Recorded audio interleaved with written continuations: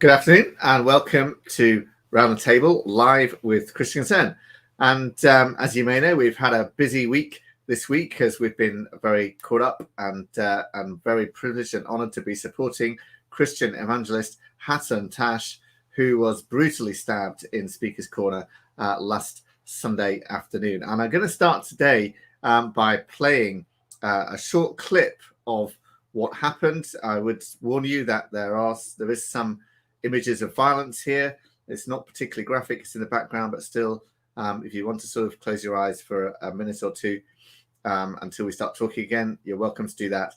But let's just play a brief clip to remind ourselves what happened in Speaker's Corner in broad daylight about 3:30 p.m. last Sunday afternoon. On Sunday at Speaker's Corner, I got attacked by an individual with knife. Oh, whoa. I arrived at Speaker's Corner like every other Sunday. I was having debate and discussion with a gentleman, more discussion because it was raining, all those things. Suddenly, I got interrupted by,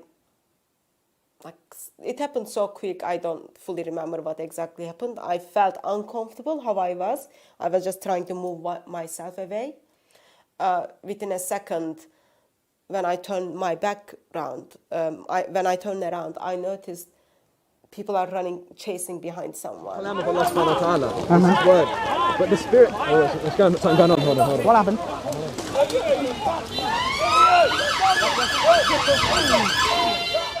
I was bleeding. Within a couple of minutes, I noticed that I got a knife attack, and yeah. I am okay by God's grace. I have watched the video yesterday because it happened 2 days ago. And I watched the video, and then also I had a pieces of knife left in my cloth. I think like knife is broken. I would say I'm here because it wasn't my time. So God has been gracious to me, and He wanted me to stay in this world a little bit longer. Well, there you are. You see the incredibly brave Hatun speaking about what happened to her last Sunday. I'm delighted to be joined today by Andrea Williams, Chief Executive of Christian Concern, and also by Michael Phillips, Legal Counsel for Christian Legal Centre as well, to talk about this and what happened. Andrea, what's your initial reaction to just watching that again? And what happened last Sunday? Well, what a woman is what I say. What an incredible woman. What courage for someone to be there and to say, it wasn't my time.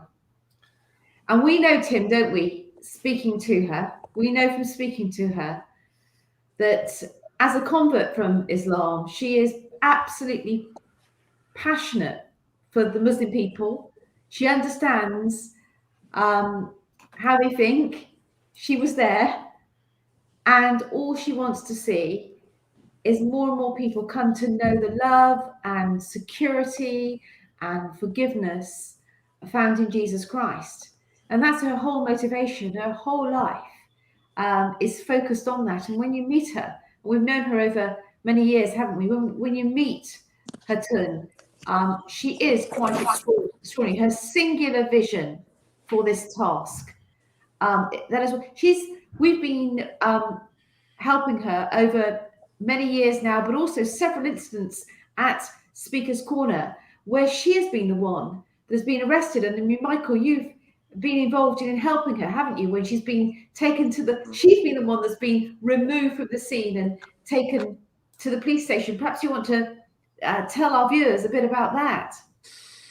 Yeah, so Hatun has been at least on one occasion, she was arrested and taken down to the police station and detained for many hours, kept in overnight.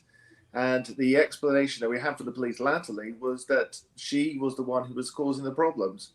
And in one sense, they're right. She causes problems in the sense that she presents the gospel and the gospel is offensive to people. But in the sense that she creates violence, of course not.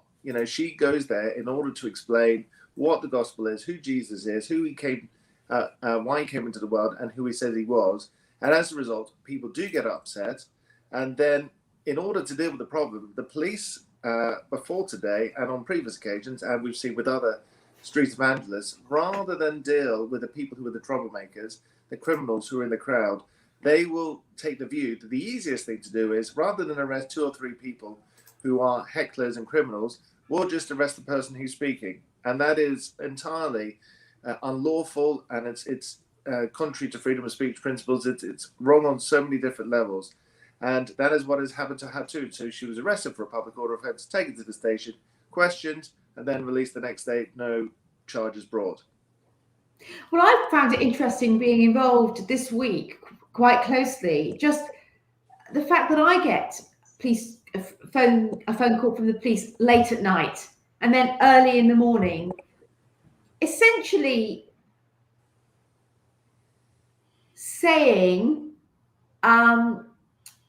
would be better for her to go on the lowdown, would be better for her not to tell her story, where's she going, we need to know her whereabouts, arriving at places to see that the police have gone ahead and really, in a situation, really using words that put fear into broadcasters, that and I'm not saying the motive is bad, especially they know that there's a serious incident here, but what happens as a result of that? Well, everyone gets scared, everyone gets fearful, everyone fears talking about what was really happening there. So let me just get to some questions, because I can see if you're watching live, you can put in your questions there. And David Morley said, where does this happen? Well, I'm sorry if I wasn't clear, but it happened at Speaker's Corner in Hyde Park in London, which is known as the home of free speech in this country. It's like a protected area where people are allowed to express their opinions and say what they think and present material that they want. And people do, and very robust discussions happen at Speaker's Corner. And so that was where it happened. She goes there every week. She's an evangelist. She sees Muslims there. There are many Muslim professional apologists at Speaker's Corner, but mixed in are also Muslims who've never ever met a Christian in their lives before. She's very passionate about this, and Muslims who may never see a Christian or hear the gospel ever again. So she's got that amazing mixture of people: the professional apologists who see challenges very robustly, and the Muslims listening behind who may have never seen a woman boldly and fearlessly proclaiming the gospel of Jesus and critiquing Islam, and who can be very, very deeply impacted by it. And she's a very, very effective evangelist for Islam over there. I see Eileen Bryson has said, bless her. You love her courage and love for Jesus. And you've got to do that. I mean, one of the things that most struck me about what happened to her is how, having fainted and collapsed and got this blood streaming down her face and her arm, she a few minutes later stands up and preaches to the Muslims with blood streaming down her face. Dear Muslim people, the Lord Jesus doesn't need me. Cutting people's arms isn't going to help you. Muslim people, do you know how much it hurts when you turn away from Jesus Christ? This is how she goes on, with blood pouring down her face and her wounds not yet treated or seen to by any medic or doctor at that point. This is just amazing passion. Can I say, Nathan here makes a point that there's Nathan, there's also Reliable Andrew. Let's go to Reliable Andrew first. He says, was it necessary for her to, let's just move from my screen for a second, then it's gone down. He says, was it necessary for her to desecrate the Quran and wear Charlie Hebdo t-shirts, knowing it would provoke as part of her evangelism? And that will certainly be the pushback on this case in the discourse, certainly amongst Christians. Why was she so provocative? Why was she wearing that t-shirt? Why she'd been there, hadn't she, leading up to this, Tim, with putting holes through the Quran in order to engage in conversation, to say there are holes in the Quran. There are 26 versions of the Quran. You're told there is only one version. So what do we say to that? What is the answer to that? Well, I think Tim, that Michael, both of you, I know, have strong answers to this. Okay, well, let me start, and then I'll pass to Michael for the real answer. Yeah. One answer is to say, look, She's not in Pakistan. She's not in Saudi Arabia. She's not in any other Muslim country. She's not even in the high street, or less alone in someone's home or anything like that. She is in the home of free speech, where there's very robust discussion, where people show cartoons, and it would be acceptable to show all sorts of cartoons and to rip up all sorts of books. Not that she does rip up books, but she has got a Quran with holes that she's drilled through it as visual illustration. And you could use those visual illustrations like this of any other thing in the world, any other book, any other person, any other religion, and it would be totally acceptable. And like I say, this is the home of free speech, and she's dealing with professional Muslim apologists who ridicule Christianity and robustly ridicule Christianity, and are trained to do so and are paid to do so in what she does. And she's wanting to challenge them, and she does it very, very effectively. And she sees many people convert from Islam to Christianity. I think she's more successful at doing that than anyone else I know. And part of it is due to her provocative style.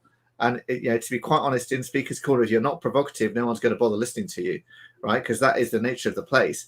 And so this is why she does it. But Michael, do you have more you want to say on that?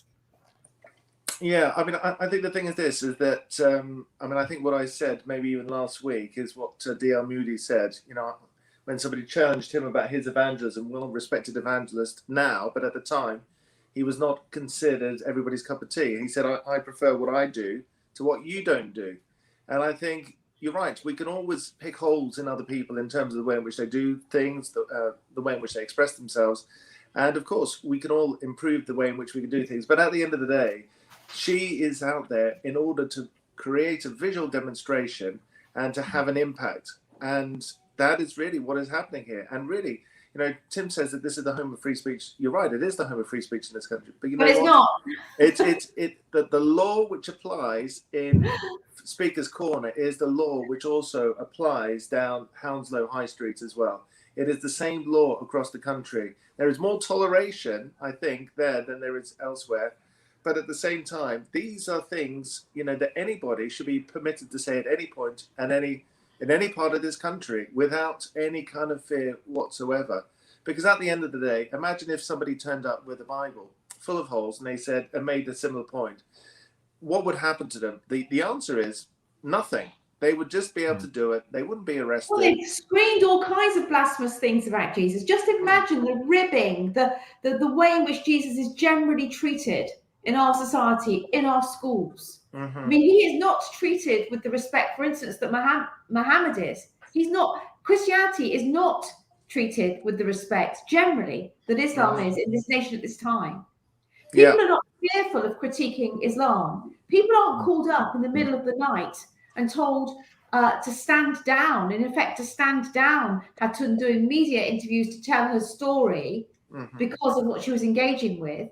Christians aren't told to do that. Our street preachers aren't told to do that. But similarly, no one covers their arrest, but certainly no one will cover the reasons around this. I think what concerns me more, though, Andrea, is I wouldn't wear that T-shirt myself, and but I sort of defend her right to do it. But what I then worry about is people jump very quickly to blaming the victim here. Yeah. Here's Hatun, right? She hasn't actually engaged in any violence. She's not committed any offense. She's not even provoking violence or anything like that. She has done nothing wrong. She's not broken any law or anything like that. She has been brutally attacked, right? And people say, "Oh well, she had it coming," as if it's like being killed. I mean, it was by her wrist and by her neck. Yes. I mean, it's millimeters. At most, it's real. I mean, we've seen it. Yes, and once you start blaming the victim, you start to say she was gone. If you go down this line of blaming the victim, Andrea, then you're saying, yes, I agree, it shouldn't be acceptable to criticize Islam. It shouldn't be acceptable to ridicule Islam. And what you're effectively saying is we should have, or we do have, a de facto Islamic blasphemy law. That's where you're going with this once you start blaming the victim on this kind of thing. It's acceptable to hurt people if they insult Islam in that kind of way or this kind of way. Then they sort of have it coming. And that's where I think I'm very, very concerned about the way in which some of the media and other commentators are going with this, and saying, well, surely she had it coming, she deserves to get hurt or whatever. And you can actually hear one of the videos, Muslims saying she had it coming and that kind of thing. And other people have said this, And they're effectively saying, well, this is where we should be in Britain. We should not be allowed to criticize, insult, ridicule. But of course, Section 29J, Michael, you'll be very familiar with it. You can probably quote it word for word of the Public Order Act, says that, you are allowed to ridicule, insult, and so on other people's beliefs. And that's how it should be, because these things at the end of the day are subjective, and you've got to be able to criticize, even mock other people's beliefs. Otherwise, we don't have free speech. We don't really have a free society. Yeah. Can I say on that? I mean, sorry, Mark, you go. Yeah, no. I was going to say that even if you look through biblical examples, there have been, Christ himself described the Pharisees as whitewashed tombs. When Elijah confronted the prophets of Baal, he suggested maybe their God was on the toilet, And so there is biblical precedent for that kind of provocative kind of style in terms of engaging and with people of other religions. On occasions, there's a very different approach to be adopted. So, there is not one size fits all. And I think, I'd agree with Tim that maybe I wouldn't necessarily have worn that and maybe done things slightly differently. But, we have to be able to defend individuals if that is their preferred style of evangelism, so long, as what they are doing is not in any way, shape or form. And this is where the Lord draws the line of the distinction. So long as, they are not going out there and causing violence. And she was not causing violence. It was completely and utterly unnatural reaction in those circumstances for anybody to react in that way. And so therefore, everybody in this country is protected so long as they don't cross that line. And she didn't cross that line. And Tim is right that effectively what we have is we have censorship. We have a blasphemy law by default. And, we don't have a blasphemy law in this country. But when you interpret the Public Order Act in that way and say, no, hang on a second, if you offend somebody to such a degree, then it's like an assault, which is what we've seen some police officers actually believe. Then in those circumstances, you are just creating an absolute can of worms.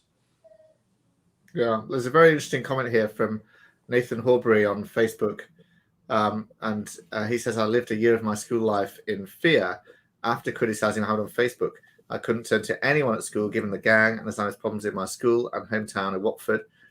I was minding my own business at the age of 14, pinned to a wall by 4 or 5 lads over the incident, one of whom was involved in a prominent murder a few years after. Very glad to now live in Northern Ireland. I'm extremely concerned for the future of free speech in this country. Andrea, what do you think about that? Well, there we are. I mean, that's watching from Belfast as an effective refugee, he says earlier, as a result of this sort of thing.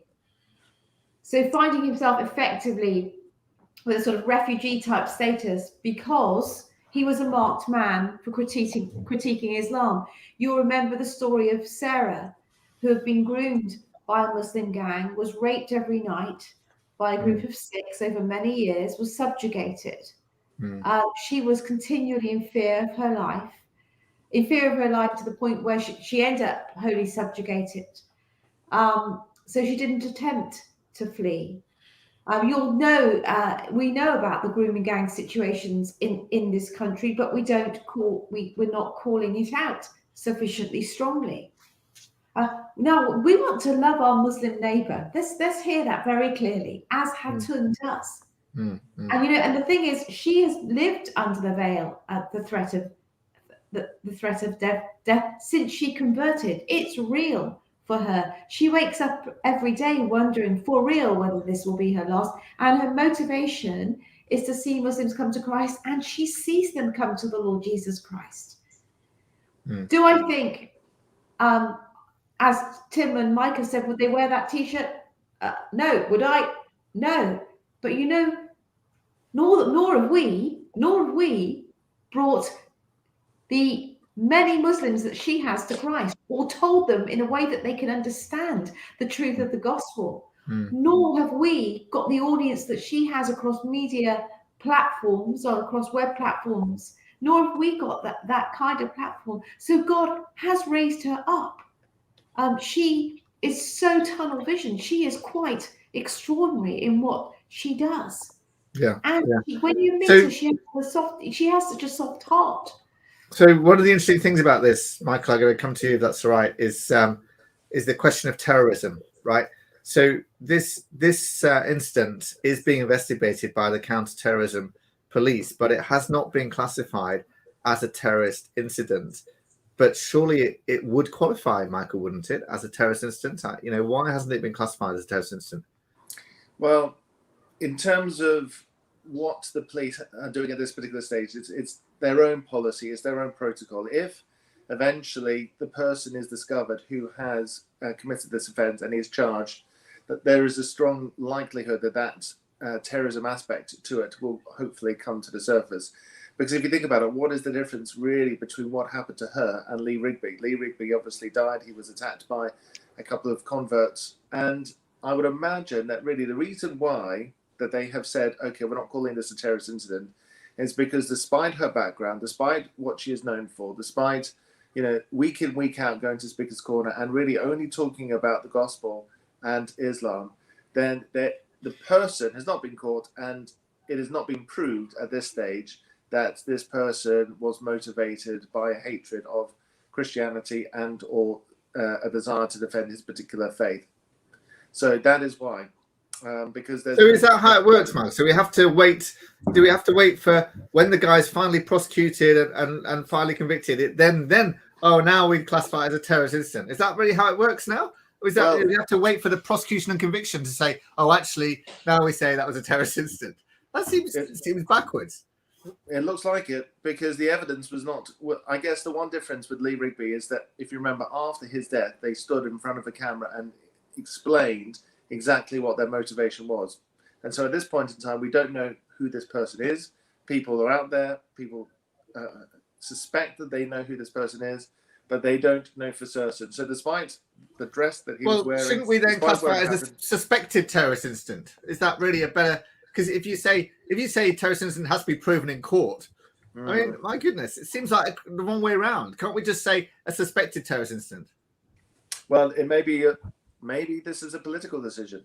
Maybe there is a fear amongst the establishment that if it gets out that not only has something happened to a British soldier, but on this occasion to somebody who is an immigrant, to somebody who's a woman, and also very much because she's a Christian. And I just wonder, why has this not been? Because if you look at the footage, some of the footage is very dramatic. Why is this not front page news?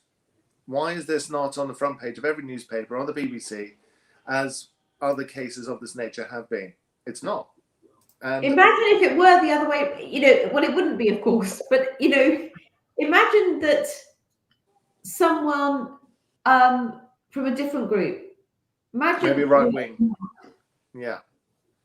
A right-wing group goes down to Speaker's Corner and finds the most effective Muslim apologist there and tries to stab them to death. And then runs away and is dressed in an England top or something like that. Would that be front page news? That would be surely classed as a terrorist incident straight away. Yeah. Right. You've got to ask yourself that question. Why is it not being classified in this way? Because it is a bit of a mystery. It's the police internal machinations which have resulted in this. And I think the fear is, looking on from the outside, public confidence in the police is dipping all the time. With COVID and people being arrested for buying a cup of tea, and it seems as though the higher echelons of the police are pursuing an agenda which seems to be mostly focused upon equality and diversity rather than protecting. Well, and the thing is as well, Michael, she's been assaulted several times before at Speaker's Corner, not with a knife before, the first time with a knife, but she's had her glasses broken, she's been dragged to the floor, she's been punched, and she's been arrested for doing nothing. And none of her assailants have ever been arrested and ever even been caught or anything like that. To the reasonable man who's looking on to this and wondering why that she spent hours in a police cell, I think on more than one occasion, yet at the same time has been repeatedly assaulted and no convictions have ever been secured in her favor. Why is that the case? Is it because of lack of CCTV evidence? Well, no, because it's the most video plays. Is it lack of witnesses? No, there's lots of people there. So what is the explanation? And this is obviously a feeling that Hatun has about the situation that she's in. Is she really going to get justice? And I think that's what she's asking herself now. And that's why we, as the Christian community, have to come behind her, we stand with her, and we seek justice. And we will keep on calling it out for what it is, a suspected terrorist attack. We can see the clothing the assailant was wearing. We can see the face. We will keep on, without fear, telling this story. We will keep on standing by her side.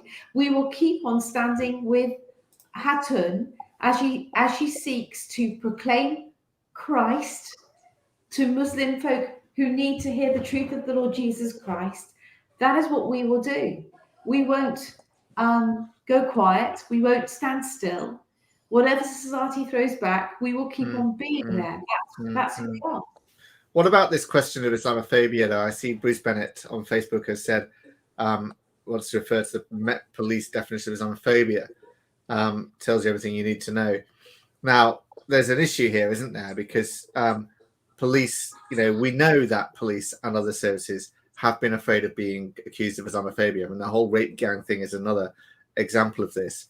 And here we are with Hatun, and there's a whole load of Muslims trying to get her. They don't arrest the Muslims; they arrest Hatun. Do you think Islamophobia is or the fear of Islamophobia is a factor, Michael? I think there have been various reports over the years accusing various different police forces of systemic racism and things like that. And I think the police are very, very afraid not to be labelled in any way which would suggest that they're being in any way prejudiced. And so there's almost a drive now to kind of go the other way and to be seen as being entirely impartial. They've actually sometimes put too much emphasis upon certain matters, and it's been reported to me by various prosecutors that there are certain cases that they have, and they know that the evidence is absolutely weak and woolly and so on, but there's a note on the file which may well say just give it a go anyway. So there's this fear within the Crown Prosecution Service, I think within the police, that they have to do certain things in order to appear a certain way, so that they don't get accused of certain things which they may have been in the past. Which is obviously, they have to serve everybody without fear or favor and justly. But at the same time, we have seen, I think, over the many years that I've represented street preachers who have been assaulted again and again and again, very few, I can't in fact recall any occasion when an assault perpetuated against them has ever resulted in a conviction. But I have spent, a good deal of time representing them when they have said things, not assaulted anyone, said things which have resulted in people having hurt feelings. And so this is the slightly topsy-turvy approach of not just, of, it seems, a number of police forces.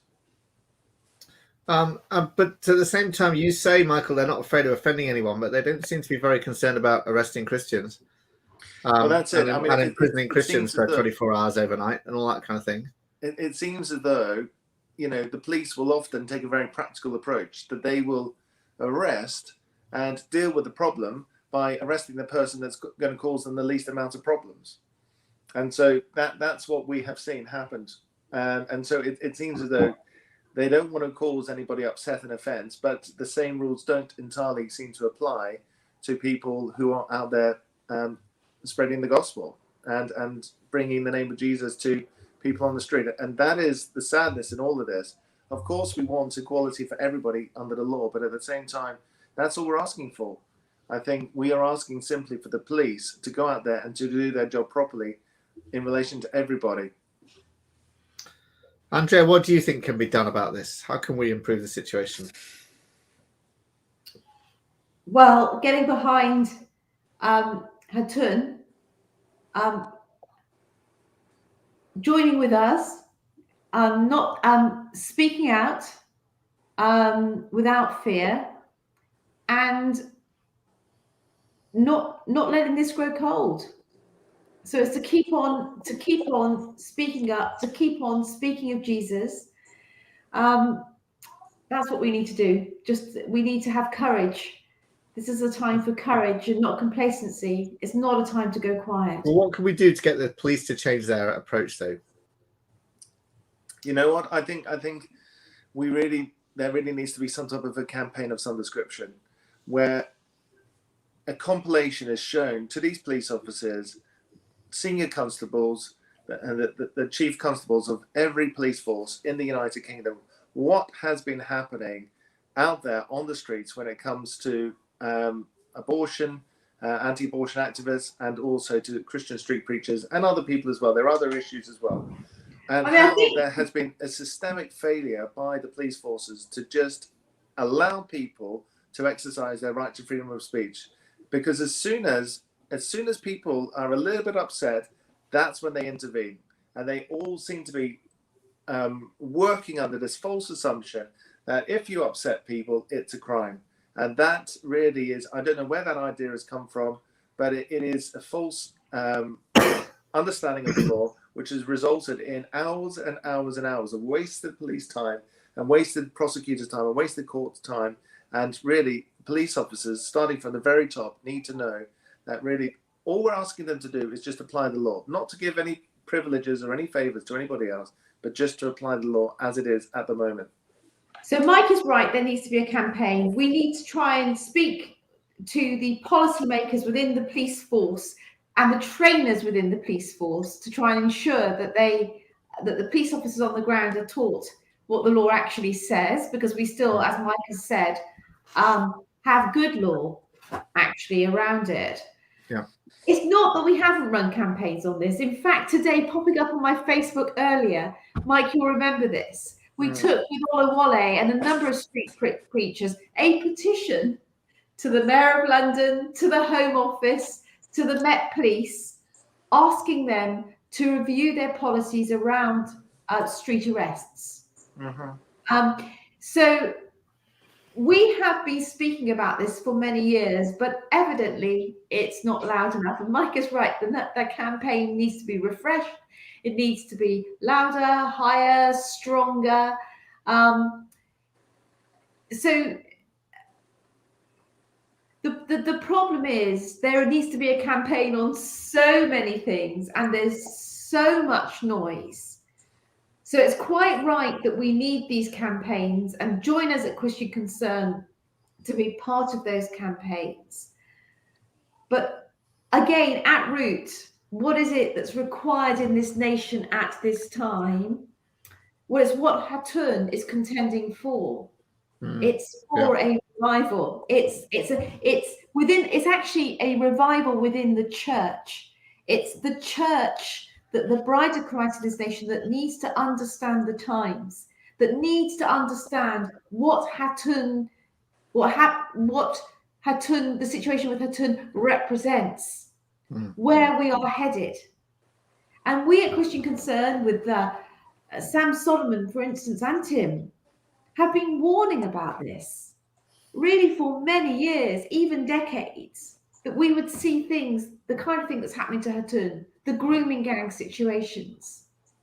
But even now they're happening. Sadly, what we predicted has now happened, but still the church seems to think, well, she shouldn't have worn the T-shirt. It's been done in that way. And so, I mean, that's the challenge. That's what I feel the challenge is. That's our challenge at Christian Concern, and the challenge of the church. Unless the church is alive, unless the church understands, then the nation really suffers. Yeah. I could see that Nusrat Sultan has put a comment on Facebook here. We Muslim That's background. another great woman. That's another amazing woman. Yes. We Muslim background believers have always been persecuted in this country, but no one ever took notice until this vile attack. Well, we're with you, Nusrat. You're an amazing woman. Absolutely. And but it is difficult for converts from Islam, right? There's there's a lot of pressure on them. We've seen this and we know about it. And there's family pressures and community pressures and real threats, and it's crippling. I mean, you have to leave everything. We've seen people come to this office. We've had women come to this office fleeing but returning. Why? Because they love their family, they love their siblings, they love the father that says, we will disown you, you will even knowing that their lives are under threat, they go back because they love their family. This is what Islam commands, and so we've seen that. And so we've had we had someone turn up with her passport and two plastic bags. but she went back. We've known of women disappear. It is serious. And when people decide to truly move away, it's a wholesale. They leave behind everything, their culture, their extended family, a lot of stuff that is actually good. And then they are isolated. And the church, we can't understand unless we've known that fear. We can't understand. I've had a little incident this week. Some of you will know that my daughter's getting married in the United States, and we're needing to go across then. And you'll all know there at the moment that there are visa issues around that. And my youngest daughter had, because of some anomaly, a refusal of a visa, which means that she simply can't go there. What that's really shown to me, given that we always take for granted our freedom to move, our freedom to speak, the fact that we live in a nation that is peaceful. What is brought home to me, as for many months now I've been unable to break through the system to a human being to understand the situation, is this: that if you are a convert, or if you are a refugee, or if you are in fear of your life and have nowhere to go and no one looking after you, that is a very scary and lonely situation. And it's been interesting to me because we've dealt with those situations in this office. But when I've still expected for my daughter to be able to get a visa easily, or for me to be able to travel freely. What about if you're in the same town and walking in fear of your life, unable to return to your home, unable ever to see your sister again, knowing that if you turn up at a border, there will be guards there that are not in sympathy with you? Or you go into an immigration center and will know that your translator is not translating properly because they have sympathy with Islam. Well, these are all the truths that we hear in this office. And I'm telling you this week, it's so real in me because I have a little situation that upsets me for real. These situations are life and death. And we have to awaken again as the church in this country. We have to awaken to see this as a truth issue and a justice issue. And until we awake, to run the campaigns, as Michael has said, to speak into the campaigns, then we will stay. It will just continue getting darker.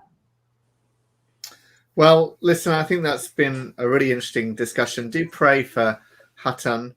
And pray for her safety, and pray for the many Muslims as well who are impacted by what's happened there. We just want Muslims to know Jesus, to see who Jesus is, that Jesus did die on a cross.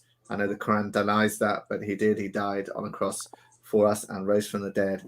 And why would you follow Muhammad when you could follow Jesus? That's my question always to Muslims. Why would you follow Muhammad when you could follow Jesus? That's surely what we want to do. So thank you for joining us today. Great to see you all. Great to have the interaction as well. And do stay in touch on Facebook, YouTube, and Twitter. I think we're taking a break from Round the Table over August, but we'll be right back here in September to catch up on all the news. So look forward to seeing you then. Thank you.